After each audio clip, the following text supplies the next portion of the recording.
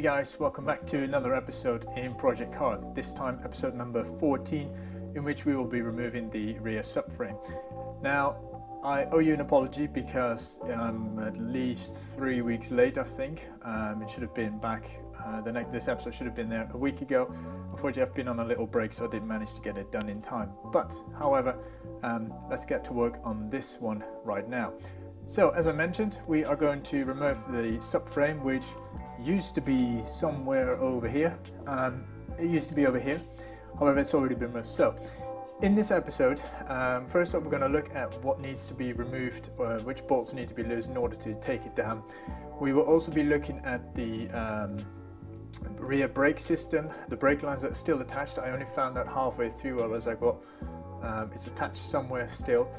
And then once the brake lines are removed, we're going to lower the car, remove the top of the shock absorbers, which are bolted in onto these little items here. I don't know if you can just see it, but they're on the top of that. So we'll go inside the boot of the car and then take them out. And then once that's done, we will then raise the car to then pull underneath the subframe that will be on the car by then. As you'll notice, I'll run into a few problems and I'll highlight what those problems are, so it's worth having a look at those in case you want to remove yours.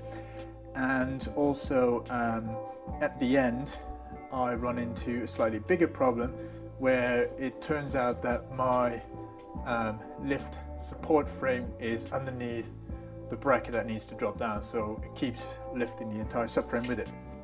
Anyway, that's a little bit further in the episode. You'll also notice it's a slightly shorter episode.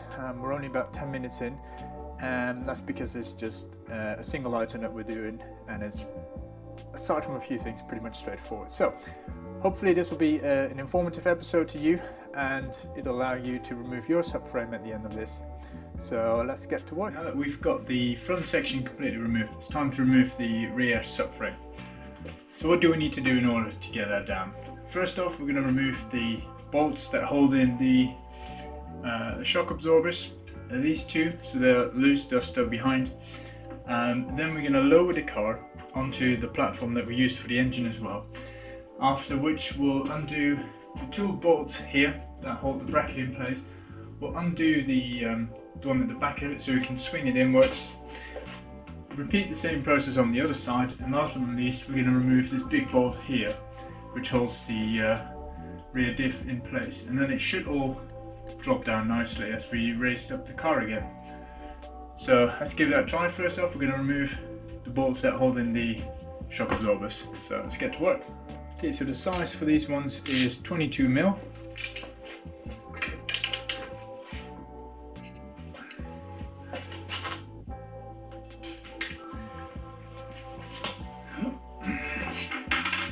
So we'll repeat the process on the other side.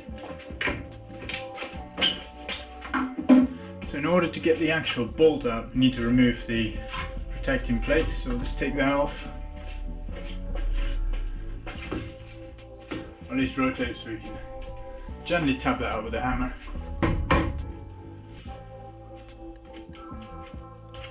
Right, let's see if we can unscrew him instead.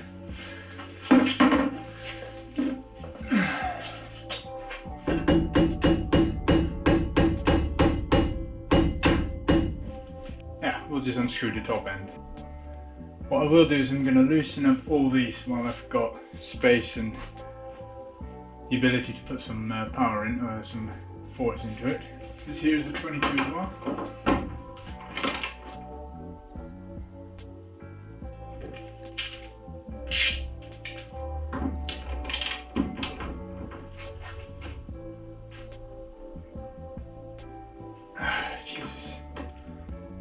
Alright, these loosen up. I'm going to do the same thing. These two, which look to be 13s.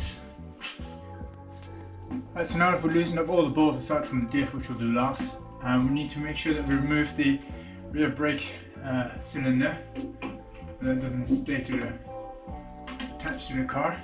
Clearly I've got the wrong size here. That is a size 13.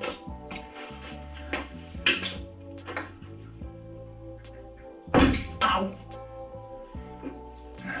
That's one. There's another one at the top.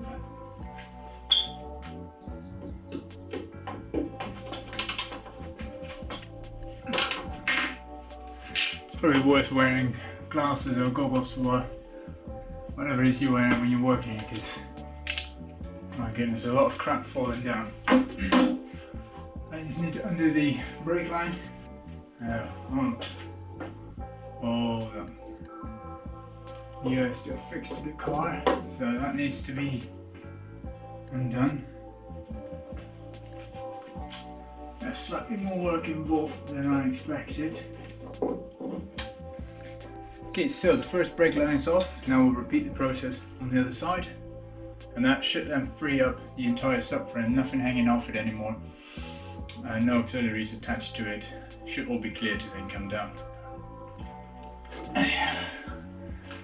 Bend those upwards a bit so we don't get any oil, brake fluid leaking out.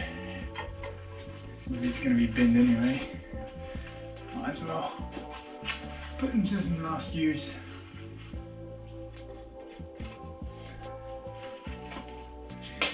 Alright, now then, let's recap.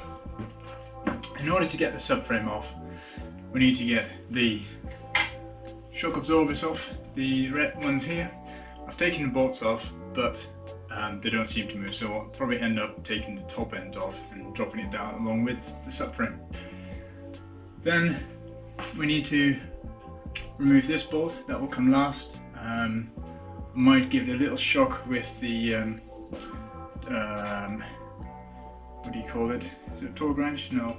Yeah, it is. It's a torque wrench. So yes, we'll undo this one. We'll give it a little shot with a torque wrench just so we can get to an axis, so larger axis once it's on the car, because we have difficult accessing. We've undone the bolts that hold the frame in place, these 4 up front, and we've done the 2 behind it so that these arms can swing in before we raise it.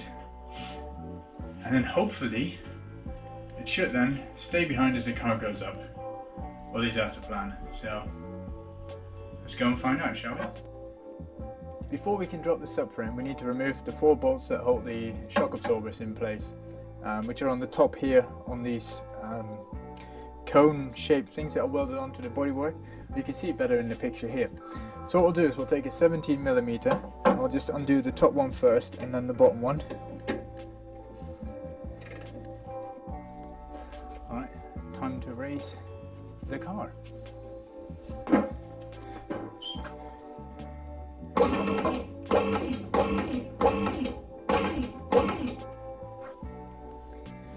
It seems one of the brake lines is still stuck.